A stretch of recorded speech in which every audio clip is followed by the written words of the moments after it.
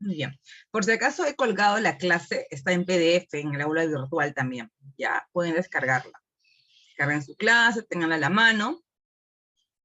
La grabación de la clase la subo mañana pasado, que se termine de subir a la nube. Yo coloco la clase como link también, ¿ya? Yo tengo un problema, mi cuenta de Zoom no se ha asociado al aula virtual, no sé por qué no se me asocia. Entonces, como no se ha asociado, yo tengo que poner los links de las grabaciones ahí, no les sale automáticamente a ustedes, ¿ya? Entonces ahí lo van a encontrar, debajo del link de la clase, debajo del PDF, debajo va a estar la grabación, ¿ya? Vamos a empezar entonces. Bueno, muchachos, a ver, ¿qué vamos a conversar el día de hoy? Como les dije, patologías que en frecuencia son las más importantes. Eso vamos a hablar. Anomalías congénitas, síndrome de dificultad respiratoria neonatal, ya con sus siglas, enterocolitis necrotizante, trauma obstétrico, alteraciones del metabolismo, y al final, neoplasias en general, ¿ya? Neoplasias en general, en las que con más frecuente vemos en la práctica clínica. Ahora, si se han dado cuenta, la gran parte de esta patología que vamos a conversar hoy día pertenece a los primeros meses o incluso años de vida, ¿ya? Entonces es algo muy interesante. ¿Qué vamos a aprender hoy? ¿Qué vamos a conocer? Al final de la clase, ustedes ya van a conocer las principales patologías de la edad pediátrica y vamos a poder reconocer las características micro-macroscópicas ayudados por seminarios. El seminario nos va a ayudar bastante, disculpen, laboratorio, ¿ya? Porque mucho de lo que van a ver en laboratorio lo vamos a conversar también hoy día, así que revísenlo de una vez para que lo tengan claro cuando desarrollen su laboratorio. Entonces, cuando yo hablo de un paciente pediátrico, es un gran trecho de edad, ¿verdad? Desde el momento en que el bebito nace hasta aproximadamente los 18 años, 16, 15, es un poco variable, se considera un paciente pediátrico, ¿ok? En general, pediátrico. Esos pacientes pediátricos, a su vez, se van a subdividir en grupos para poder hacerlo más exclusivo, ¿no? Algunas enfermedades en esos grupos. Por ejemplo, neonato, ¿cuándo se le dice neonato? En las primeras 4 semanas de vida. Yo digo que un recién nacido, o digo, un bebé de, no sé, 10 días de nacido, entonces yo ya no voy a decir todo eso, simplemente digo neonato, ¿verdad? Porque yo ya sé que se encuentra dentro de ese rango de las primeras 4 semanas. Cuando digo lactante, usualmente el periodo lactante dura hasta los 2 años, o sea, después de la 4ª semana, hasta los 2 años, se le dice lactante. Lactante menor, lactante mayor, 1 o 2 años, ¿ok? Luego sigue la etapa preescolar, desde los 2 años hasta los 5 años, ¿no? Que antes de ir al colegio como tal, pues, ¿no? A la primaria. Y escolar a partir de cuando inician la primaria, ¿no? 6 años hasta los 11 años aproximadamente, y la adolescencia entre los 12, y esto sí es un poco más variable, la adolescencia, 18 años, 16, 15, por ahí, es un rango, ¿ya? Y es un poco variable también en instituciones. Por ejemplo, ustedes van al Revalidad y tienen 16 años, no les van a atender en pediatría, los van a mandar ya a los adultos, ¿ya? Entonces, y en cada hospital a veces varía un poco la edad final cuando termina un paciente como ya no se le considera pediátrico, ¿ya? Entonces, tenemos ese rango de edad. Vamos con el primer tema, que es anomalías congénitas. ¿Qué se refiere a congénito? ¿Qué cosa quiere decir congénito? Quiere decir que ha nacido con esto, ¿ok? Ha nacido con esto. Es un defecto anatómico, es decir, que lo vamos a poder evidenciar, visualizar en la gran mayoría de casos, ¿ya? Y que logramos evaluarlas, logramos observarlas y verlas, porque estos fetos han llegado hasta el final del embarazo, ¿verdad? Entonces, que nos quede claro que cuando el órgano del ser humano es sabio, ¿no? Cuando hay algún defecto genético que no es compatible con la vida, eso usualmente se elimina en aborto espontáneo. Miren, hasta el 20% de las fecundaciones terminarán en abortos espontáneos. Entonces, imagínense que si pudiéramos conocer a este grupo de porcentaje, ¿no? de abortos, ¿qué otras anomalías congénitas podríamos encontrar, ¿no? Pero bueno, las que finalmente sobreviven, es decir, las menos graves, llegarán hasta la vida, hasta los 9 meses de gestación, y algunos nacerán y morirán, ¿ok? Pero algunos van a tolerar la vida y van a van a poder llegar hasta edades considerables de la vida. ¿Okay? Entonces es muy variable, finalmente las que nosotros vamos a lograr evaluar y observar. No es tan frecuente tampoco, felizmente, así que no todos los días nacen niños con anomalías congénitas. Si tienen la oportunidad de verlos en el hospital, chequéenlo, revísenlo con mucha relevancia, porque no es tan frecuente de observar, porque si se dan cuenta, muchos mueren en el camino hasta nacer, ¿verdad? Mueren bastantes. Entonces, incluso hay anomalías congénitas, chicos, que van a ser indetectables, ¿no? Indetectables, que a veces hay que esperar a hacer una evaluación exhaustiva para poder definir esa patología de fondo. Ya también puede ocurrir eso. Entonces, entre las anomalías congénitas podemos mencionar las estructurales y las funcionales. En las funcionales tenemos alteraciones metabólicas que se asocian básicamente a algún defecto enzimático, ¿ya? Alguna alteración de ese tipo, que las vamos a ver también hoy día. Y las estructurales, en las cuales tenemos la malformación, la deformación y la disrupción, que podemos diagnosticar, la mayoría de ellas, a la observación. ¿Okay? Vamos con la primera entonces, con la malformación. La malformación de todas las anomalías congénitas es la más frecuente, ¿ya? 94%. Y aquí el problema ha ocurrido durante la embriogénesis, es decir, cuando se estaba formando el embrioncito, cuando estaba en ese proceso durante las primeras semanas de vida usualmente, es que ha ocurrido el problema, es que ha ocurrido el defecto. Causas pueden ser múltiples causas, o en algunos pocos casos incluso se puede definir cuál fue el gen, la alteración cromosómica específica generada en la patología. Y como ejemplos de malformaciones tenemos, por ejemplo, acá está la anencefalia, ¿no? Que es un defecto en el tubo neural.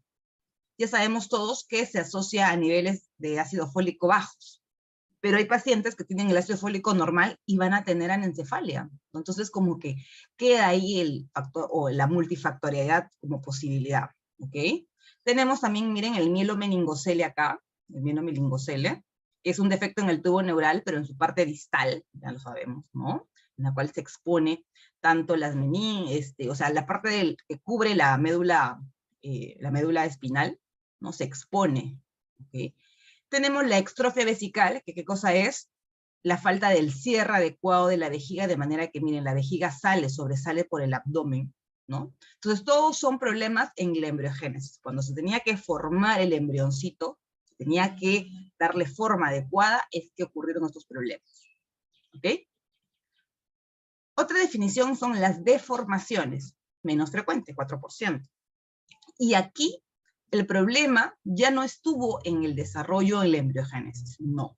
Acá el problema fue una alteración extrínseca, generalmente asociada a compresión. Es decir, ha ocurrido algo en el feto cuando estaba en la gestación, de manera de que hubieron fuerzas anormales, ahí está, fuerzas bioquímicas anormales, que han comprimido o presionado al feto, y estas fuerzas biomecánicas son las que están generando la alteración que yo voy a evaluar cuando el bebito nace, ¿ok? Entonces, como les dije, el factor más importante suele ser la compresión del mismo útero sobre el bebé. Ya sabemos todos que en las últimas semanas de gestación, una gestación tiene 40 semanas, ¿verdad? 35, 38 semanas son las últimas semanas. En esa etapa, el feto gana mucho peso, mucho volumen. Entonces, si gana demasiado volumen y está frente a un útero que no se acondiciona a ese aumento de volumen fetal, puede que el útero comprima y genere un efecto biomecánico sobre el feto, ¿ok? Por ejemplo, un útero pequeño, anormalmente pequeño, un útero malformado, bicornes, es decir, que está tabicado, ¿no? O que haya un leiomioma grande que comprima el útero. Cualquiera de estas alteraciones podría generar compresión sobre el feto, y esta compresión genera las alteraciones, ¿ok? Y el ejemplo más importante, más frecuente, es este de aquí. Miren las piecitas, miren la forma o el sentido que tienen las patitas del paciente, ¿no? Eso se denomina pie equinóvaro congénito, ¿ok? Es decir, ha nacido por la compresión fetal, es que las piernitas se han ubicado en esta forma, ¿ya? Y ha nacido o se ha alterado debido a la compresión fetal. Bien. Las disrupciones ya también son menos frecuentes, 2%, y en estos casos también hay un desarrollo o una formación normal. Pero ¿qué ocurre? Ocurre una alteración extrínseca también, siendo esta las famosas bridas amnióticas. ¿Qué son bridas amnióticas? Son, como su nombre lo dice, bridas, como cintas del amnios, ¿no? Que es la cabra, lo que recubre al feto. Y estas bridas generan que se comprime o se estrangule, sobre todo las extremidades fetales. De manera que, miren, una brida amniótica ha comprimido la porción distal de la mano del bebé, y esto genera amputaciones, ¿no? Se ha amputado, y así nacen. No fue un problema de la formación, porque eso se formó normalmente, fue un defecto extrínseco, que en este caso se denominan bridas amnióticas, ¿no? Por eso es que se entiende de que esto no es hereditario y no hay riesgo de reaparición en embarazos posteriores, porque ha sido un defecto propio del embarazo. Asimismo, hay otros términos adicionales que tenemos que tener en claro, ¿ya? Uno de ellos es la secuencia. La secuencia y es una cascada de malformaciones usualmente asociados a un único problema. El ejemplo más característico de secuencia que tenemos en la práctica clínica es la famosa secuencia de Potter. La secuencia de Potter o secuencia de oligohidramnios, sabiendo que oligohidramnios, ¿qué significa? Significa disminución del líquido amniótico. ¿Por qué disminuye el líquido amniótico? Tengo muchas causas por las cuales el líquido amniótico en volumen se encuentra disminuido. Una de las causas más importantes es problemas fetales. Cuando los fetos tienen algún problema, alguna enfermedad en el riñón. ¿Por qué? Porque todos sabemos que el líquido amniótico es producto de la orina fetal, ¿verdad? Entonces, como es producto de la orina fetal y el bebito tiene alguna alteración, malformación en el riñón, no se va a producir la cantidad suficiente de líquido amniótico. Por lo tanto, al no tener la cantidad suficiente, el feto también es comprimido, pero genera una compresión que no solamente altera, como vimos en el ejemplo anterior, las piernas, no, sino genera otras alteraciones, no solamente el pie sambo, el pie equinovario congénito que dijimos, sino también las manos, comprime la cara contra el útero de manera que la carita de los bebitos es una carita bien aplanada, miren las piernitas, la posición que tienen, los bracitos hacia atrás, los bracitos, pueden tener luxación de cadera también debido a la posición en la que ha estado, y sobre todo tienen hipoplasia pulmonar, porque el líquido amniótico permite hasta cierto punto un desarrollo adecuado de los pulmones. Entonces, estos bebitos debido a tantas complicaciones muchas veces fallecen al nacer, ¿no? Y como sabemos la causa es el oligohidramnios. Causa oligohidramnios más importante, alteraciones renales en el feto. Luego, como síndromes de malformación, acá el característico, el ejemplo más importante es el síndrome de Down, ¿verdad? Aquí podemos reconocer usualmente una alteración cromosómica, ya todos sabemos que es una trisomía 21, ¿verdad? Entonces, en estos pacientes, clásicamente observamos una constelación de malformaciones congénitas, observamos gran cantidad. Clásico, cabeza pequeña, hendidura palpebral oblicua, ¿no? Achinaditos, nariz sencilla de montar, epicanto, pliegue interno, carita redonda, cuello corto y ancho, entre otros, ¿no? Y como causa ya sabemos cuál es. Ahora, respecto a algunos términos específicos que van a utilizar ustedes en su práctica clínica, vamos a mencionarlos. La atresia ya saben todos qué es, ¿verdad? La atresia, porque cuando hicieron clase, ¿ya hicieron clase de digestivo? Vieron lo que era atresia, ¿verdad? Atresia esofágica. Entonces, la atresia es la ausencia de apertura de un órgano hueco, como el esófago, por ejemplo, ¿no? Atresia esofágica, ¿no? O atresia de la tráquea, por ejemplo, ¿no? Es un órgano hueco que tiene algo que lo está impidiendo su paso, está cerrado la luz, ¿ok? Entonces, eso sí nos queda claro qué cosa es atresia. Respecto a agenesia, aplasia e hipoplasia, el ejemplo más interesante de esto es el que ocurre en el riñón, justamente, por ejemplo, asociado al síndrome de Potter, ¿no? O a la patología de Potter que vimos hace unos momentos, porque dijimos que el problema era el riñón, ¿ok? Entonces, atentos con eso, porque es un tema muy interesante. ¿Por qué será? Ya. Entonces, agenesia y aplasia son muy parecidos, tanto en la agenesia, miren aquí, como en la aplasia, no hay riñón. Miren, no hay riñón. O sea, tengo una agenesia derecha o izquierda del riñoncito. ¿Cuál es la diferencia entre agenesia y aplasia? En que en la agenesia se forma el primordio, que es las células que le van a dar origen, ¿ok? Se forma, pero el primordio falla. Mientras que en la aplasia ni siquiera el primordio se formó, o sea, aquí no hubo absolutamente nada. Son términos muy parecidos, ¿verdad? Muy parecidos con esta pequeña diferencia quizás en la segunda parte. Pero en ambos, en agenesis y aplasia, yo no tengo riñón, ¿ok? Por lo tanto, estos pacientes podrían tener alteraciones en la producción de orina, podrían tenerla, ¿no? Y podrán desarrollar un póter después. O pueden tener hipoplasia, que es la hipoplasia es el desarrollo incompleto del órgano, de manera que yo observo, en este caso un riñón más pequeño que el órgano habitual, ¿ya? Y que va a conllevar, obviamente, alteraciones en sus funciones, ¿no? Entonces, en general, cuando yo digo anomalías congénitas de todo lo que hemos estado conversando, en la gran mayoría de casos, chicos, no vamos a poder determinar la causa. Cuando viene el familiar y te dice, doctora, ¿por qué mi pacientito, por qué mi hijito nació con síndrome de Down? Entonces, tú no puedes definir la causa. ¿Por qué? Porque hasta en el 60% van a ser desconocidas. Por más que tú le hagas todos los estudios, no vas a finalmente saber por qué. ¿Ok? En otros casos son multifactoriales, como por ejemplo, en los defectos del tubo neural, ¿no? Que son multifactoriales, pueden haber sido por medicamentos, pueden haber sido por déficit de ácido fólico, o sea, varias cosas en suma, ¿no? Varios factores asociados. En algunos casos sí hay alteraciones cromosómicas específicas que van a ser causantes de algunas enfermedades, ya lo sabemos, ¿no? Bueno, y en ambientales tenemos, pues, de todo, ¿no? Enfermedades en la madre, exposición a radiación, medicamentos o drogas, alguna enfermedad materna de fondo, por ejemplo, diabetes en la mamá, ¿no? Podría condicionar también a alguna anomalía congénita. Pero como les digo, en la gran mayoría de casos no vamos a poder definirlo y va a quedar simplemente, no hay como factores asociados que hayamos encontrado, pero no vamos a poder definir la causa específica. ¿Ok? Muy bien. Tenemos ya acabada la primera parte. ¿Alguna pregunta, chicos? Muchachos, ¿cuántos somos? 30. La mitad del salón nomás ha llegado hoy día. A ver. ¿Dudas, consultas, comentarios? El chat está abierto, ¿ya? Escríbanme si quieren directamente al chat, por interno, me escriben, y por ahí vamos respondiendo, ¿ya? Ante alguna duda. Síndrome de dificultad respiratoria neonatal. Y acá lo dice todo en el nombre, ¿verdad? Dificultad para respirar, ¿en quién? En el neonato. ¿Quién es un neonato? Es el niño que tiene menos de 28 semanas. Ya, hasta ahí sabemos ya bastante información. Ok.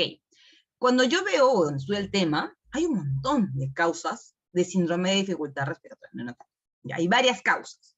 Que vamos a estudiar la más frecuente, obviamente, ¿no? Y la más frecuente, o la causa más frecuente, es la enfermedad por membrana hialina. ¿Y de qué trata la enfermedad por membrana hialina? Trata de un depósito hialino en el pulmón, específicamente, ¿dónde? En los espacios aéreos, alveolos principalmente, ¿ok?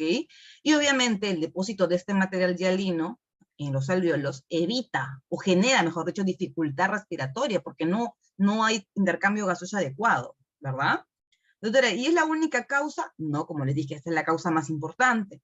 Pero también hay otras causas que podrían generar esto. Por ejemplo, un circular de cordón, es decir, que el bebito tenga el circular alrededor del cuello, esto también le puede generar alguna dificultad para respirar. Claro que sí, pero es menos frecuente. Que se aspire sangre el bebé, o que aspire líquido amniótico meconial, o sea, líquido amniótico sucio con heces fetales. También pueden ser causas, pero vamos a concentrarnos en la causa más importante, que es la membrana hialina. Esta membrana hialina, o la presentación de la membrana hialina, ¿no? Por ejemplo, yo tengo, mi hermanito nació a las 32 semanas, ya sabemos que son 40 semanas de gestación, ¿verdad? Nació a las 32 semanas. ¿Tendrá riesgo de hacer membrana hialina?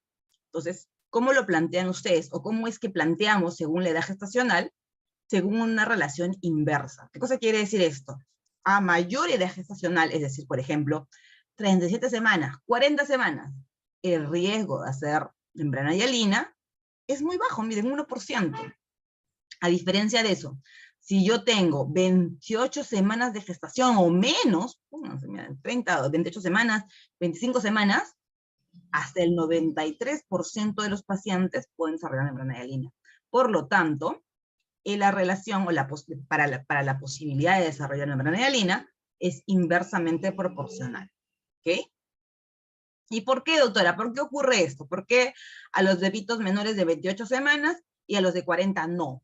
¿Por qué? Porque ya todos sabemos, recordarán estas etapas en la formación o el desarrollo del pulmón. A partir de la semana 17 aproximadamente en adelante, ya sobre todo a partir de la 28 semana, 27-28, ¿no? Es ese rango. ¿Qué ocurre? Se comienzan a formar ya los neumocitos tipo 1 y tipo 2.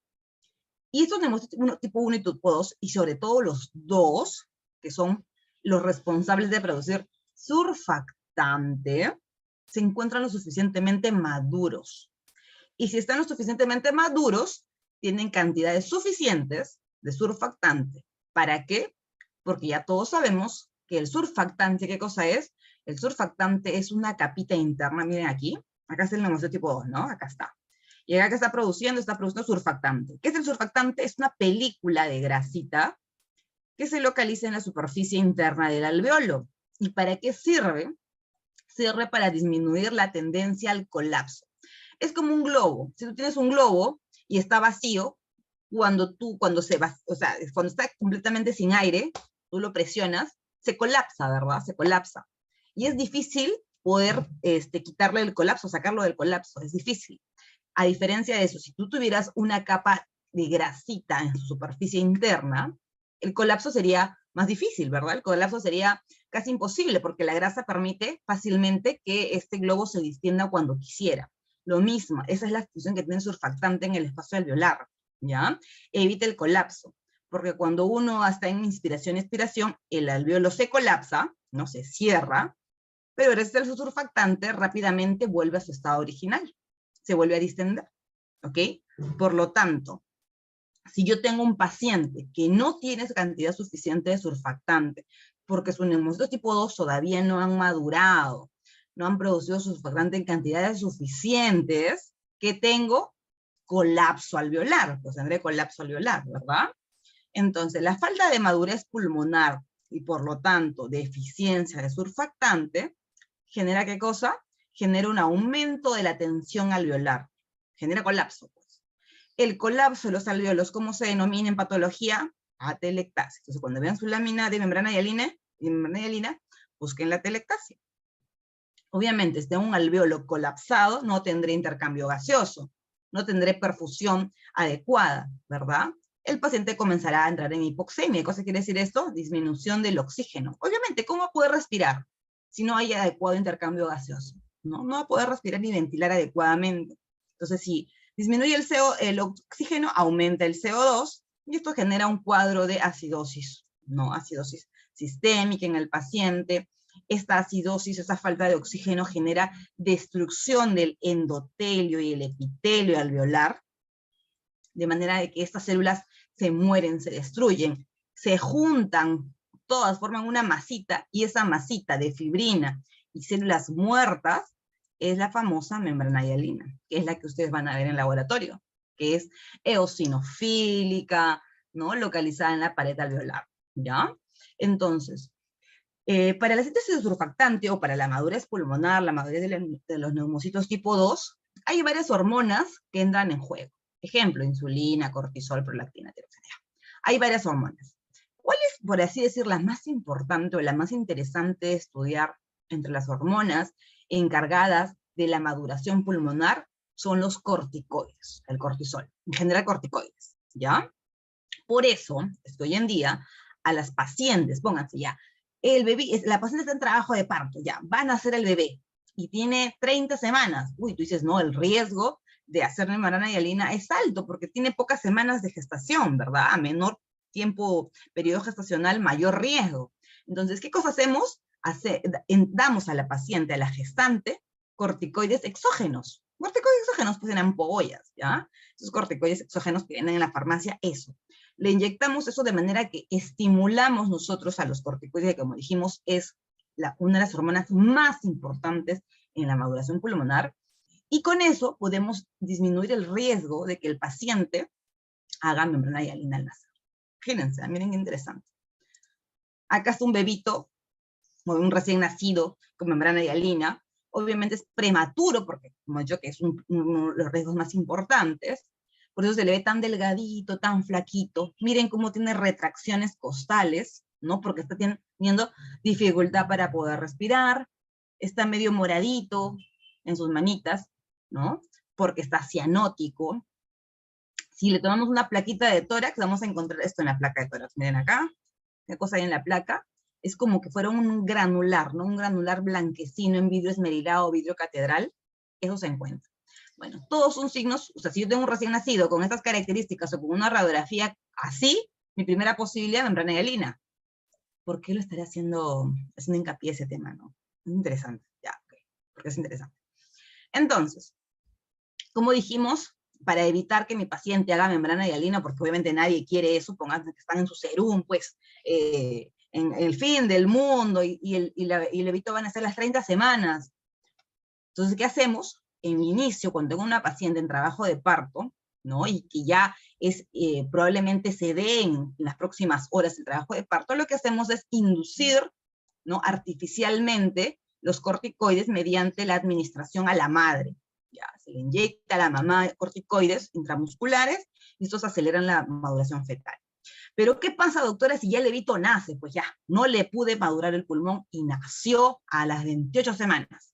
En esos casos, la otra opción que tenemos es dar surfactante profiláctico o surfactante artificial. Es decir, hoy en día, el surfactante ya se encuentra de forma artificial, como un medicamento. Ya se le da por vía nasal, se le da al bebé, y eso funciona como si fuera el surfactante endógeno, imagínense, ¿no? Pero obviamente esa opción, si estás en un hospital de alta complejidad, tipo Revalidad y Almenara, estás en tu posta en el mundo, va a ser bien difícil, casi imposible que consigas surfactante. Entonces, dependiendo de la circunstancia en la que estén, ¿no? Ya será que induzcan o quede un surfactante, ¿ya? A la macroscopía que tenemos, miren los pulmoncitos, parece un hígado, ¿no? Claro, pues parece un hígado porque son pulmones que no se han oxigenado, no ha entrado aire. Entonces, como no ha entrado aire, son pulmones sólidos, sin aire, rojo, violáceos, muy parecidos al riñón, disculpen, al hígado, que si incluso yo agarro un poco el pulmoncito y lo pongo en un vaso de agua, se hunde porque está pesado. Sabemos que el pulmón normalmente debería tener espacios aéreos y debería flotar.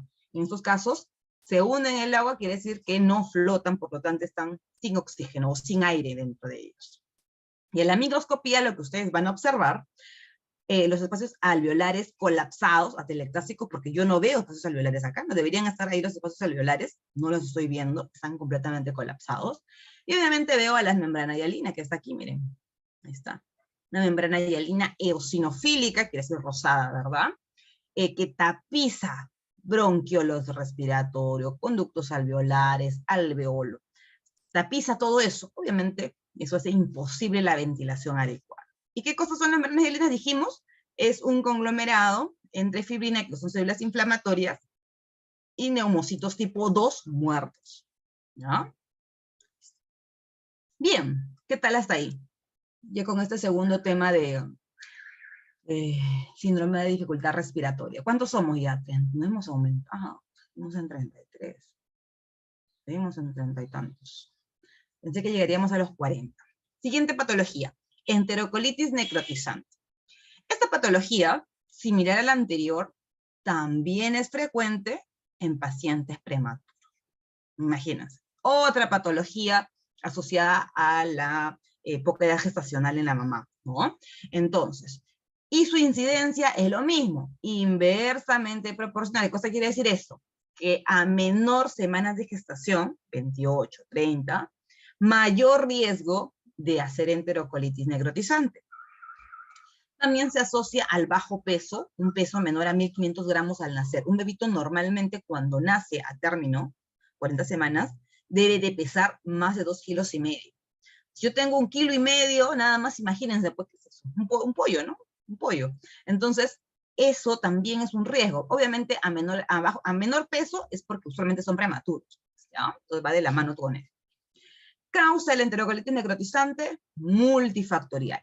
Muchas veces yo no puedo definir exactamente cuál ha sido la causa. Este es el principal factor de riesgo, la prematurez. Pero como causa, ¿no?, de esto se está todavía definiendo. ¿Qué es lo que se nos menciona? ¿Cuál podría ser la causa? La alteración vendría en la mucosa intestinal, porque es enterocolitis, ¿verdad? intestino delgado, colon, inflamación, necrotizante, o sea, hay necrosis, ¿ya? Entonces, siempre que ustedes quieren ver una patología, primero vean el título. Entero, intestino delgado, colitis, intestino grueso, inflamación con necrosis. Ahí está todo el diagnóstico, sale ahí nomás en el nombre, ¿no? Entonces, ¿qué es lo que ocurre? Ya sea en la mucosa del intestino delgado o grueso, lo que tenemos es un daño de la mucosa, daño de ¿no? Una injuria sobre la mucosa. Se destruye la mucosa, que es una barrera de protección, de manera que las bacterias que están en el colon o el intestino delgado comienzan a transitar la pared y la comienzan a destruir, generan un montón de inflamación. Esta inflamación puede llegar hasta la perforación de la víscera, ¿no? Y esto genera un cuadro de sepsis, shock séptico, y el paciente muchas veces se muere, ¿ya? Es un cuadro muy agresivo.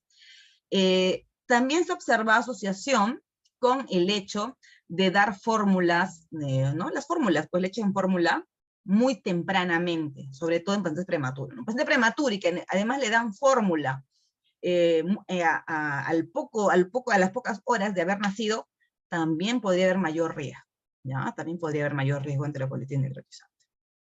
Clínicamente los pacientitos, ¿no? Tienen distensión abdominal muy llamativa, miren, ¿ah? Entonces yo tengo un recién nacido, prematuro, ¿ya? Recién nacido de 28 semanas, que comienza con distensión abdominal, ¿no? Heces sanguinolentas. ¿Qué puedo plantear en primera posibilidad? Enterocolitis necrotizante, ¿verdad? Y otra cosa importante es que suele presentarse neumatosis intestinal. Su nombre lo dice, neumo, aire, ¿verdad?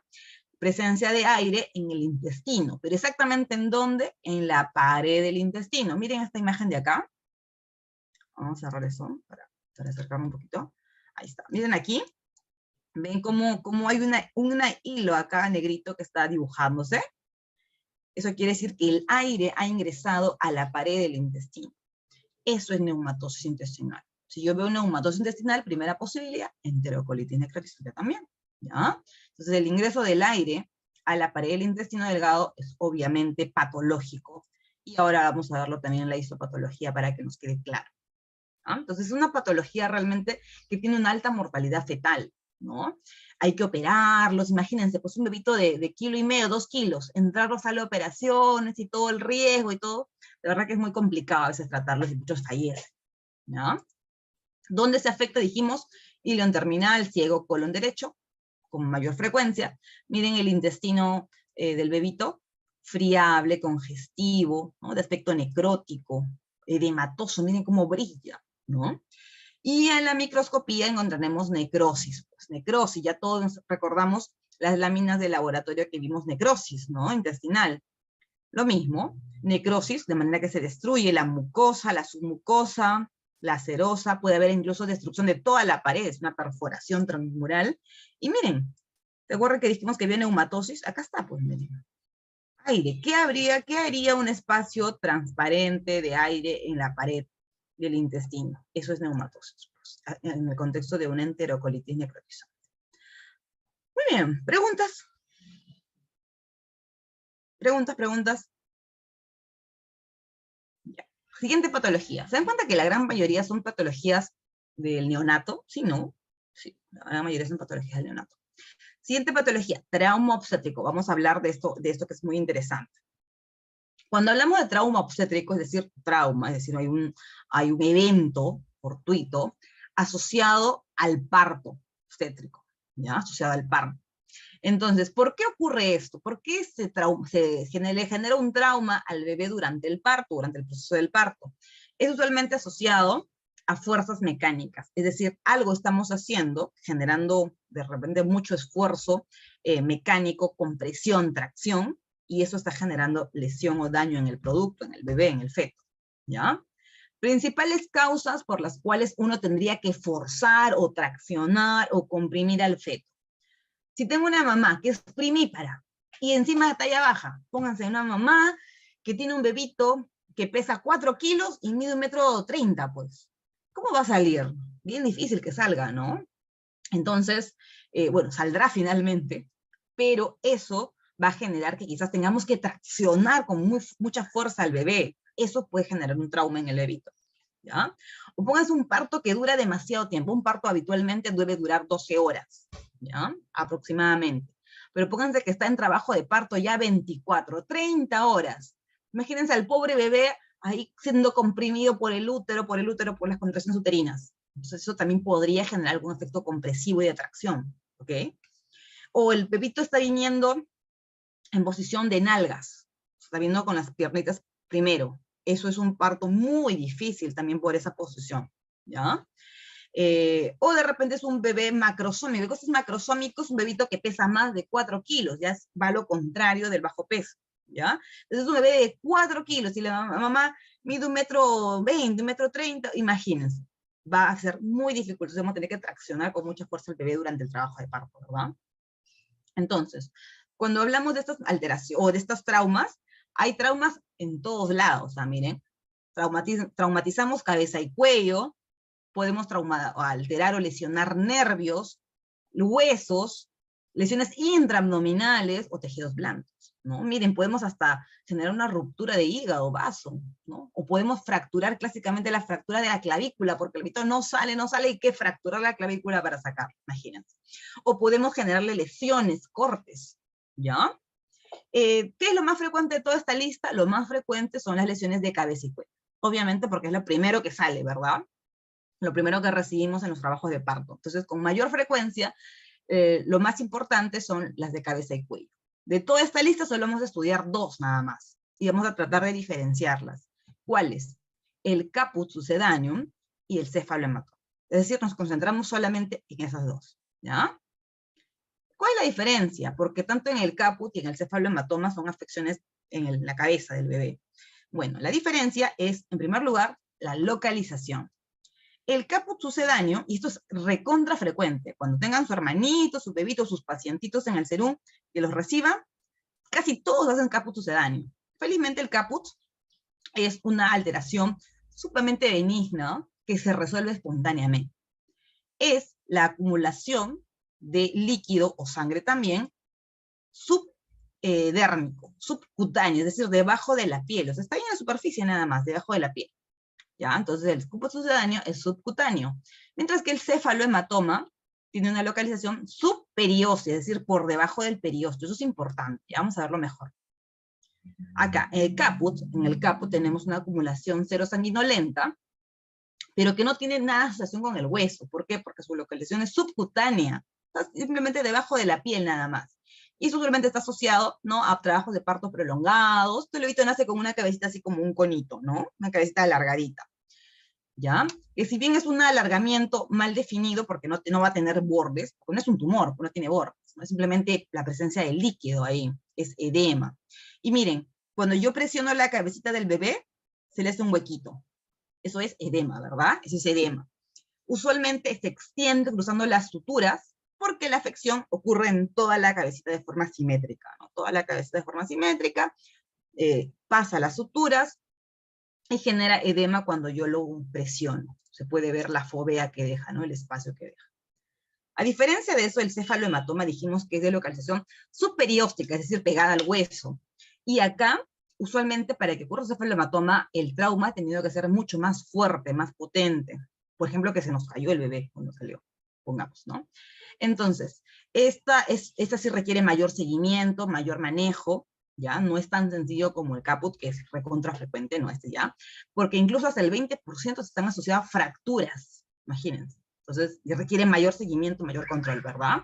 Entonces, aquí no suele rebasar las suturas. ¿Por qué? Porque está asociada a una fractura en algunos casos y es muy localizada, solamente ahí. A diferencia del caput, que era toda la cabecita, ¿no? Que se ponía como un conito. Ya no, aquí usualmente es bien localizada, unilateral, y requiere mayor seguimiento para posterior. ¿Ok? Muy bien, preguntas. No sé cuántos vamos ya 5, son 5 y 6, ya nos falta 2 puntos más y vamos a terminar. No falta mucho, así que vamos a seguir, ¿ya? Para acabar temprano y puedan irse a estudiar, a revisar su laboratorio. Alteraciones en el metabolismo. Este punto es interesante, pero felizmente esto es recontra raro, ¿ya? Recontra raro. Son varias patologías. Cuando ustedes leen las alteraciones en el metabolismo, tenemos cantidad de enfermedades, más de 100. Pero felizmente todo este grupo son raras. De todo este grupo que son muy raras, vamos a estudiar las que aparentemente se pueden observar con mayor frecuencia, ¿ya? Que son la fenilcetonuria, la galactosemia y la fibrosis quística. Vamos a estudiar solamente estas tres. En todas estas tres son alteraciones congénitas, porque el bebito nace con esto, pero son alteraciones funcionales porque acá hay un defecto enzimático usualmente, ¿no? Vamos con la fenilcetonuria. La fenilcetonuria es un trastorno autosómico recesivo en la cual yo tengo deficiencia de la fenilalanina hidroxilasa, ¿no? Que es justamente la enzima que me permite convertir la fenilalanina en tirosina.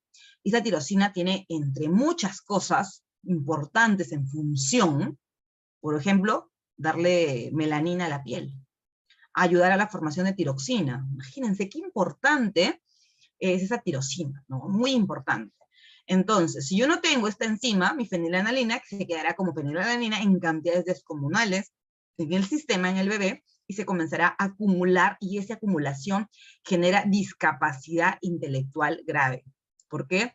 Porque se acumula en el cerebro y altera el desarrollo cerebral habitual, de manera de que, miren, si yo diagnostico al bebito a los 6 meses con esta alteración, ya a los 6 meses hay muy poco que hacer porque la cantidad de fenilcetonuria que se ha acumulado muy probablemente le genera un desarrollo cerebral grave e irreversible, ¿ya? Entonces miren la importancia de poder hacer un diagnóstico temprano de esto.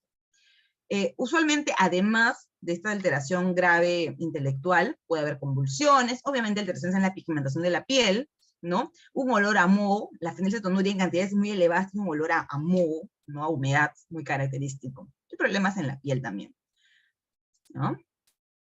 La siguiente es la galactosemia, también es un autosómico recesivo, y aquí el defecto es en la galactosa fosfato, ¿ok? Que es la enzima encargada de metabolizar la galactosa. Por lo tanto, si yo no tengo enzima que metabolice la galactosa comenzará a elevarse en cantidades descomunales en el ser humano, y va a comenzar a acumularse principalmente en ¿dónde? Cerebro, cristalino, hígado, ¿ya? Siendo estas las principales alteraciones. Y respecto a la fibrosis quística, que ya es una patología quizás un poco más conocida, ¿no? Para todos nosotros, aquí el problema ocurre en el transporte de iones, es decir, en esa molécula encargada de transportar principalmente ¿a quién? Al cloro. Si yo no tengo un adecuado transporte iónico, tendré problemas en la producción de secreción exocrina. Por lo tanto, las glándulas exocrinas del ser humano, de la persona, son las que se van a ver alteradas. ¿Dónde hay glándulas exocrinas? En el aparato respiratorio, digestivo principalmente, ¿no? Respiratorio y digestivo a la cabeza. Entonces van a justamente presentar alteraciones producto de que estas glándulas exocrinas no pueden secretar adecuadamente, ¿ya? Esta alteración en la secreción genera que la secreción que exista, que va a ser muy, muy poca, sea completamente viscosa, anormalmente viscosa y espesa. Y si es espesa, genera obstrucción. Y si genera obstrucción, puede haber infección, inflamación y todo eso, ¿ya? Ahora la vamos a ver. Ok, entonces miren aquí, este es un conducto normal, ya sea vía respiratoria, sea tracto digestivo, ¿no? Lo que sea, ¿no? Cómo transita el cloro y el sodio adecuadamente. Aquí en la fibrosis quística lo que tengo yo es una alteración en la proteína que transporta el cloro. Si no tengo un adecuado transporte de cloro, todo no funciona, lastimosamente. No es que si no funciona el cloro, pero el sodio sí funciona, no. Basta que no funcione una de ellas, es una alteración en cadena que se da. Por lo tanto, si no tengo la capacidad de un buen transporte de iones, pues lo que secreta esta glándula no se realizará. Por lo tanto, lo que esté en la luz, el moco, será completamente espeso, deshidratado, ¿no? Muy espeso. Ahora, cuando hablamos de fibrosis quística, ¿no? Que específicamente tenemos a la alteración de esta proteína transportadora de cloro en el gen CFTR, cosas ya más específicas, pero no todos los pacientes hacen la misma calidad de fibrosis quística. Esto quiere decir que hay algunos que tienen todavía funcionando un poco a esta proteína, otros que no le funciona nada, ¿ya? Por ejemplo, si la función es menor al 5%, entonces veré el cuadro clínico del libro, el cuadro clínico en el cual hay problemas pulmonares graves, problemas pancreáticos graves, ¿verdad? A diferencia de que si tengo una funcionalidad del 50%, bueno, quizás tendré mayor posibilidad de sinusitis o de enfermedad pulmonar, pero que será manejable. Entonces es muy variable realmente el cuadro clínico en los pacientes con fibrosis quística, pero vamos a estudiar a este paciente, al paciente con la fibrosis quística de Libro, pues al que tiene el defecto muy marcado, ¿ok? Entonces, dijimos que habían problemas digestivos y respiratorios. Vamos con los digestivos primero, ¿ya? Digestivos pancreáticos. Esos son los más frecuentes, miren, 85-90% de los pacientes los van a presentar, ¿ya? Y que, como dijimos, la glándula, el páncreas es uno de los principales afectados, porque la glándula, el páncreas sabemos que es una glándula exocrina, ¿verdad? Produce y secreta enzimas pancreáticas para ayudar a la digestión de las grasas principalmente. Entonces, no se va a llevar a cabo esta adecuada secreción, ya que los conductos se taponan o se obstruyen. Esto genera inflamación del páncreas y posteriormente atrofia exocrina. Por lo tanto, la digestión de las grasas, ¿cómo será? Muy, muy mala. Comenzará a tener malabsorción de grasas, con pérdida fecal, heces voluminosas, malolientes, gran distensión, pérdida de peso, alteración en la absorción de vitaminas liposolubles, porque ahí se requieren las grasas, las enzimas pancreáticas, ¿verdad?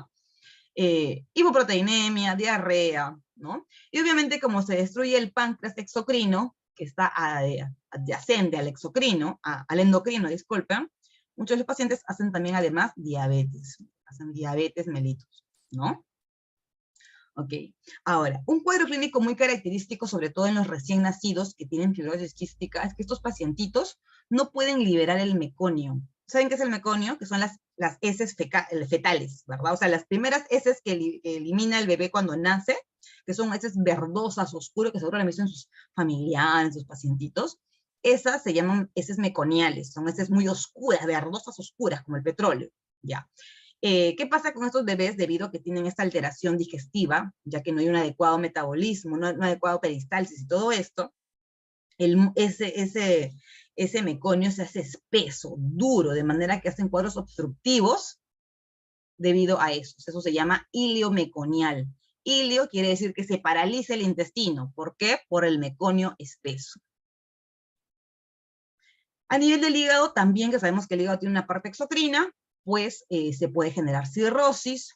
A nivel de las glándulas salivales también, atrofia, por lo tanto fibrosis de las glándulas. Y a nivel de los pulmones, que dijimos que es uno de los puntos también muy importantes, es que debido a que en todo el árbol bronquial tenemos glándulas, ¿verdad? Glándulas productoras de moco. Bueno, estas glándulas no producirán adecuadamente, esto generará obstrucción, infecciones repetitivas y constantes, ¿no? Pulmonares graves, ¿no?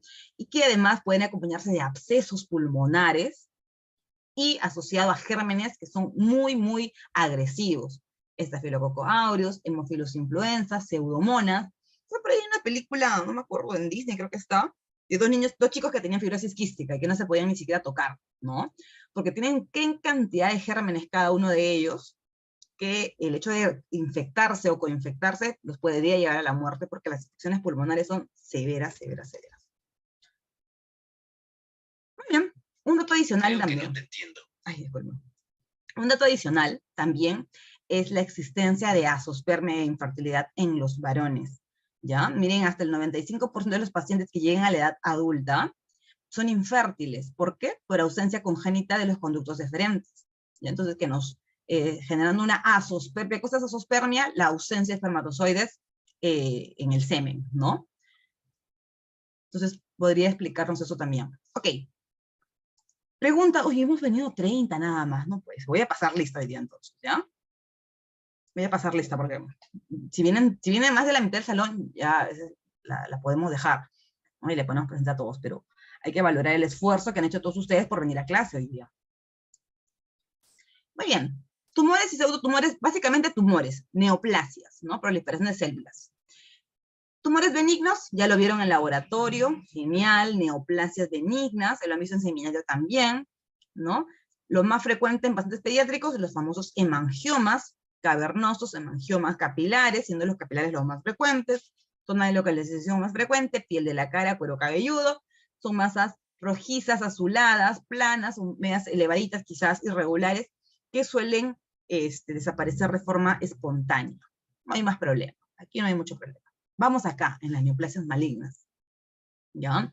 Porque las neoplasias malignas sí tienen un comportamiento diferente, ¿no? La frecuencia de neoplasias malignas en la edad pediátrica definitivamente es diferente a la frecuencia de neoplasias malignas en los adultos, por ejemplo, ¿no?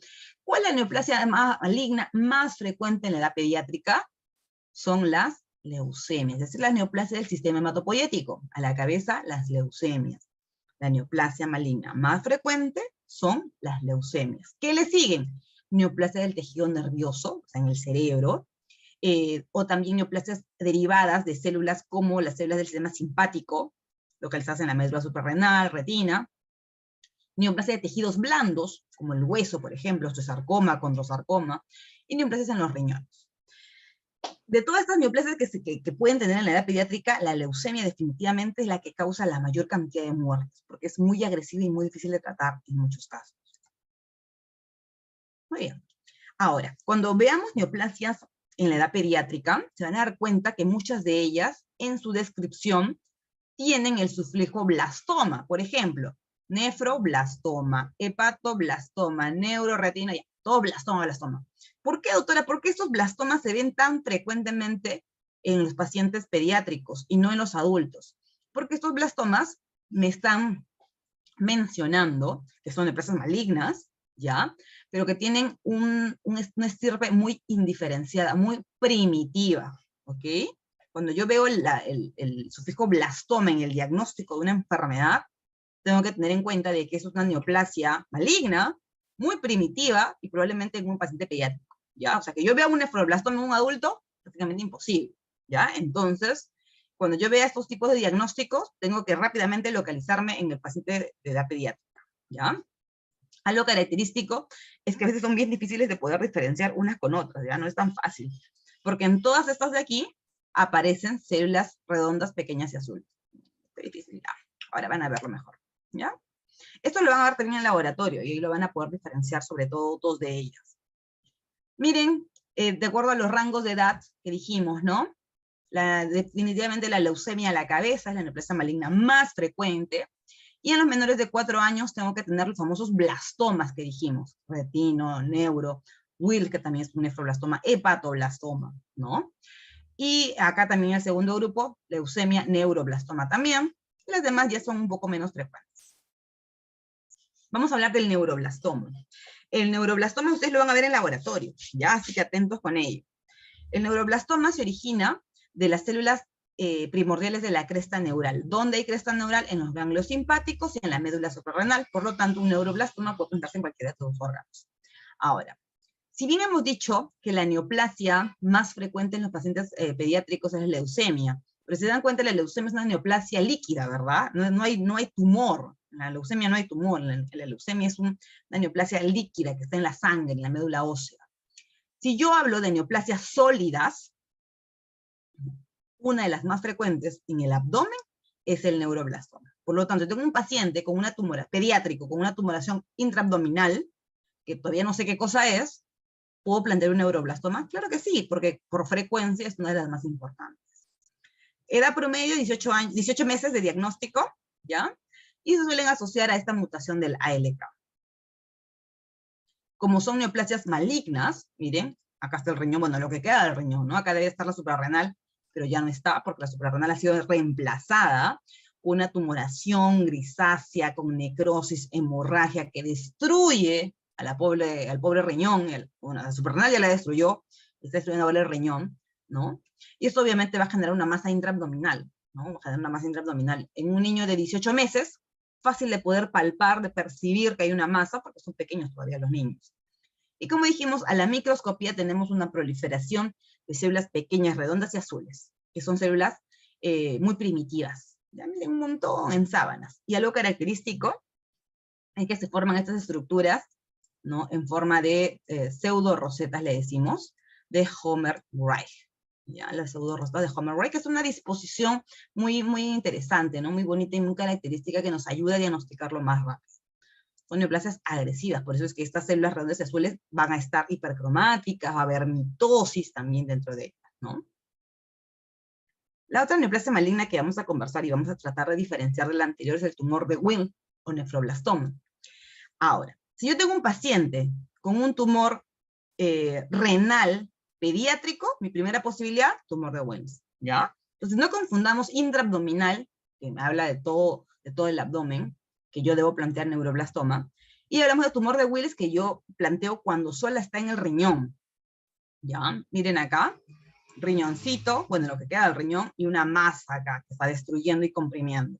Entonces, el tumor renal primario más frecuente en el paciente pediátrico es el WIC, diagnosticándose el 95% hasta los 5 años de edad. Ahí se asocia, en algunos casos, a una delección de la WT1, ¿ya? Y en algunos casos también se puede presentar de forma sincrónica. ¿Qué quiere decir eso? Que a la vez en ambos riñones.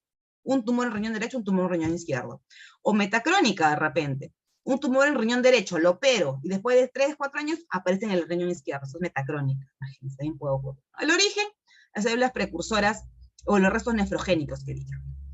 A la macroscopía son tumores, miren, que si bien parecen bien delimitados, ¿no? Bien circunscritos, eso no le quita que sea maligna, ¿verdad? La cápsula no define una neoplasia como benigna ni maligna.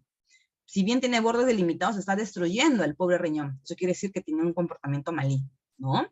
Miren la superficie, usualmente con hemorragias, con quistes, ¿no? Aumentada de consistencia. Así se presenta. Y en la microscopía, eso lo van a ver en laboratorio, lo característico es la presencia de este patrón trifásico, es decir, vamos a encontrar 3 componentes diferentes: blastemal, epitelial y estromal. El componente blastemal es el famoso componente de células pequeñas, redondas y azules. ¿Qué es esto de aquí? Miren, acá está. Acá hay más. ¿Qué son? Son células pequeñas, redondas y azules, en patrón de sábana, ¿no? Así un montón de esas células, pequeñas, redondas y azules. Componentes epiteliales, que no son otra cosa que los túbulos y glomérulos abortivos y muy primitivos, y acá tenemos uno, miren, un túbuli. Acá está, un túbuli. Doctora, pero no se parece mucho a los túbulos que vemos en los riñones normales. Claro, porque es un túbulo primitivo, ¿ok? Y aparte es maligno, ¿no?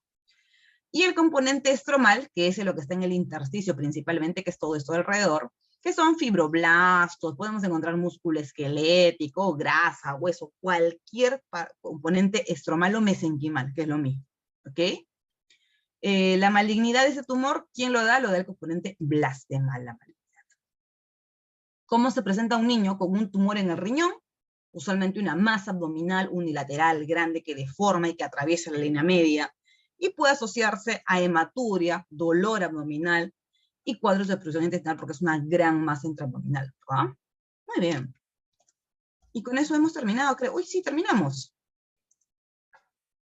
Terminamos. Muchachos, a ver, preguntas. Preguntas, comentarios, sugerencias. Entonces, cuando estudian la clase para el examen, ¿para qué es? Porque vamos a hacer 5 preguntas, ¿verdad, mía? 5 preguntas. Entonces, no se concentren en aprenderse todo repetitivamente, ¿no? Vamos a tratar de extraer la información más relevante de cada punto que les he dado. Por ahí les he sugerido algunas cosas, debe ser por algo, ¿verdad?